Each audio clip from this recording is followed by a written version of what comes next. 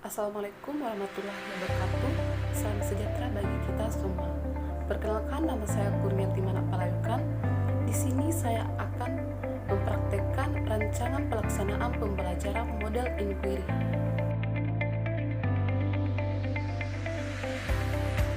Assalamualaikum. Salam sejahtera bagi kita semua. Selamat pagi anak-anak. Selamat pagi, Bu. Bagaimana kabarnya hari ini? Puji Tuhan, kabar baik. Puji Tuhan. Sebelum kita memulai pelajaran hari ini, tolong meja dan kursinya dirapikan, jika ada sampah dibersihkan ya. Baik, Bu. Ya, selanjutnya kita persilakan kepada ketua kelas untuk memimpin kita dalam doa. Baik, sebelum kita mulai pelajaran kita, mari kita dalam doa. Doa dimulai. Doa selesai. Baik, selanjutnya Ibu akan mengecek kehadiran. Apakah di sini hadir semua atau ada yang teman yang tidak hadir? Hadir semua, Bu. Ya, hadir semua ya. Sekarang Ibu akan menampilkan sebuah gambar. Dari gambar tersebut, apa yang kalian lihat? Interaksi, Interaksi, ya, apalagi kelompok, kelompok. Masih ada yang tahu? individu, Bu. Individu. Masih ada lagi? Hubungan timbal balik, Hubungan timbal balik. Masih ada? Mungkin masih ada teman yang bisa menjawab? gotong royong, Bu. Ya, gotong royong. Jadi menurut kalian, materi kita pada hari ini apa? Menurut saya itu individu, kelompok, dan hubungan sosial. Iya, betul. Materi kita hari ini itu tentang individu, kelompok, dan hubungan sosial. Adapun tujuan pembelajaran kita pada hari ini yaitu yang pertama, siswa mampu untuk mendeskripsikan definisi individu, kelompok, dan hubungan sosial. Yang kedua, siswa mampu untuk mengklasifikasi jenis kelompok sosial teratur dan tidak teratur. Yang ketiga, siswa mampu untuk menganalisis syarat terjadinya hubungan sosial. Yang keempat, siswa mampu untuk menganalisis faktor pendorong terjadinya hubungan sosial. Yang kelima, siswa mampu untuk mengklasifikasi bentuk-bentuk hubungan sosial. Yang keenam, siswa mampu untuk mengklasifikasi dampak negatif dan positif dari hubungan sosial. Yang ketujuh, siswa mampu untuk mendeskripsikan konsep terbentuknya identitas. Yang kedelapan, siswa mampu untuk mendeskripsikan peran institusi atau lembaga sosial untuk terciptanya tatanan dan tertib sosial. Jadi sekarang Ibu akan membagi 4 kelompok, masing-masing kelompok terdiri dari 6 atau 7 siswa. Untuk kelompok pertama membahas tentang definisi individu, kelompok, dan hubungan sosial, baik itu secara umum maupun menurut para ahli. Dan materi selanjutnya itu jenis kelompok sosial teratur dan tidak teratur, menjelaskan jenis-jenis dari kelompok sosial teratur dan tidak teratur. Untuk kelompok 2 membahas tentang syarat terjadinya hubungan sosial dan menganalisis faktor pendorong terjadinya hubungan sosial. Faktor-faktor apa saja yang mendorong terjadinya hubungan sosial. Untuk kelompok 3, Ibu ingin kalian membahas tentang bentuk-bentuk hubungan sosial dan dampak negatif dan positif dari hubungan sosial, dampak-dampaknya mungkin bagi masyarakat, bagi diri sendiri, maupun bagi lingkungan. Untuk kelompok 4, Ibu mau kalian membahas tentang konsep pembentukan identitas dan peran institusi atau lembaga sosial untuk terciptanya tatanan dan tertib sosial.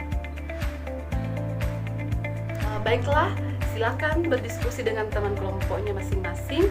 Jika ada yang tidak mengerti bisa ditanyakan. A few moments later. Karena waktu waktu diskusi dengan teman kelompoknya sudah habis.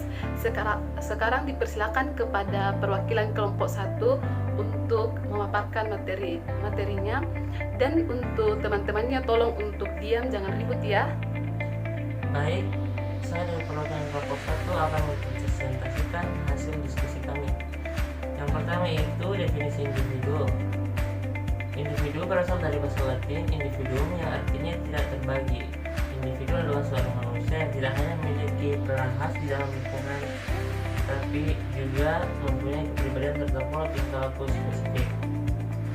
Adapun individu menurut para ahli, di sini dari Sujatmiko Eko berpendapat bahwa individu adalah seorang pribadi atau terpisah dari orang lain. Kedua, definisi kelompok. Pengertian kelompok secara umum yaitu individu dua atau lebih yang saling berinteraksi tatap muka, masing-masing menyadari keanggotaannya dalam kelompok dan masing-masing menyadari orang lain merupakan anggota kelompok tersebut. Sedangkan menurut para ahli, di sini McIver berpendapat bahwa kelompok sosial terbentuk melalui proses interaksi dan sosialisasi di mana manusia berkumpul dan bersatu dalam kehidupan sehari-hari. Yang ketiga yaitu definisi hubungan sosial. Adapun hubungan sosial secara umum artinya individu yang saling berinteraksi dengan individu yang lain, atau individu yang berinteraksi dengan kelompok dan kelompok dengan kelompok, dan juga saling mempengaruhi satu sama lain. Adapun menurut pendapat tadi, hubungan sosial di sini menurut Suryono Sukanto, hubungan sosial adalah dasar atau proses sosial yang terjadi karena adanya hubungan-hubungan sosial. Ya, terima kasih kepada kelompok 1. Mungkin dari kelompok yang lain ada yang ingin bertanya? Tidak, Bu. Baiklah, selanjutnya kita persilakan kelompok 2 untuk memaparkan materinya. A few moments later. Ya, terima kasih kelompok 3. Sekarang Ibu persilakan kepada kelompok 4 untuk memaparkan materinya dan diwakili oleh satu teman kelompoknya ya. Silakan. Baiklah, kami dari perwakilan kelompok 4 akan mempresentasikan hasil diskusi kami pada hari ini. Jadi materi kami yaitu peran institusi atau lembaga sosial untuk terciptanya tatanan dan tertib sosial. Baiklah, langsung saja saya perwakilan. Manusia adalah merupakan makhluk sosial dan juga makhluk individu. Sebagai makhluk individu, maka ia memiliki kebebasan agar kebutuhannya bisa terpenuhi. Akan tetapi, kebebasan individu itu akan bertentangan dengan keteraturan atau ketertiban sosial atau social order. Tentunya dalam kebutuhan individu dengan kepentingan kelompok akan berbeda-beda dan bermacam-macam, sehingga akan terjadi interaksi sosial yang mungkin bisa mendorong atau menghambat terjadinya keteraturan sosial, misalnya saja konflik atau persaingan. Oleh sebab itu, diperlukannya institusi atau lembaga sosial agar terciptanya tatanan dan tertib sosial. Organisasi sosial merupakan sistem sosial yang berarti di dalamnya akan ditemui konsep yang berhubungan dengan fungsi, integrasi, dan kelompok.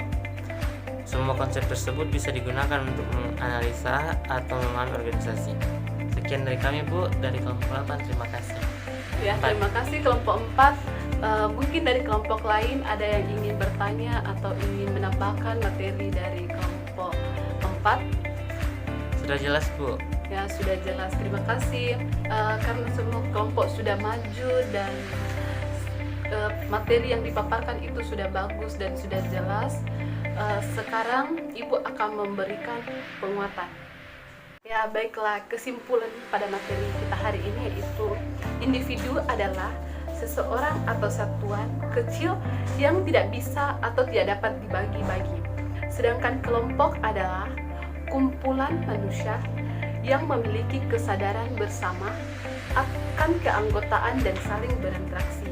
Sedangkan hubungan sosial adalah hubungan interaksi antara individu dan individu individu dengan kelompok maupun kelompok dengan kelompok.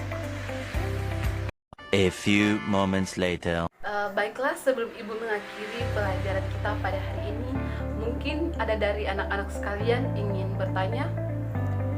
Tidak Bu, sudah jelas. Ya, baik, karena sudah jelas, Ibu ingin mengucapkan terima kasih kalian telah mengikuti pelajaran pada hari ini. Untuk pertemuan selanjutnya, Ibu ingin kalian membaca materi bab 5 pada buku pegangan kalian masing-masing. Untuk itu, Ibu persilakan kepada wakil ketua kelas untuk memimpin kita pada doa sebelum kita pulang. Baiklah, sebelum kita pulang, mari kita sedang doa, kita berdoa. Doa dimulai. Doa selesai. Ya, terima kasih anak-anak semua. Sampai jumpa minggu depan. Ibu mengucapkan terima kasih.